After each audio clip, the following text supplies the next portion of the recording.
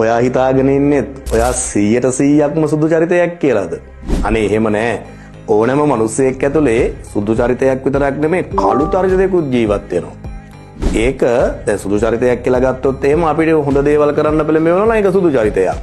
හැබැයි ඔය 100%ක් සුදුයි කියලා හිතන් ඉන්න චරිතය ඇතුලේ කළු චරිතයක් අනිවාර්යෙන් ජීවත් වෙනවා. දැන් බලන්නකෝ සමහර මිනිස්සු තමන් ප්‍රේම කරන පෙම්වතියව මරලා දානවා. ඒ වගේම තමන්ගේ හොඳම යාළුවා මරලා දානවා. ඒවා මේ සමාජයේ ඇති වෙනකන් අපිට අහන්න ලැබෙන දේවල්. ඉතින් එතකොට අපි දැනගන්න ඕනේ අපේ ඉන්න සුදු චරිතය වගේම කළු චරිතයකුත් අපි තුළ ජීවත් වෙනවා කියන එකත් අන්නේ කළු චරිතය කොහොම හරි පාලනය කරගෙන ඉන්න කෙනා තමයි වැදගත් වෙන්නේ. මොකද කළු චරිතය පාලනය කරන්න බැරි මිනිස්සු බන්ධනාගාරවල ඇති වෙනකන් ඉන්නවා.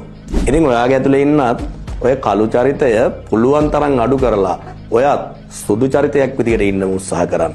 එතකොට ඔයාව ජීවිතේ ජයග්‍රහණය කරයි. අතීතයේ ජීවමාන කරන ඉතිහාසයේ පන්තිය ශහන් බණ්ඩාර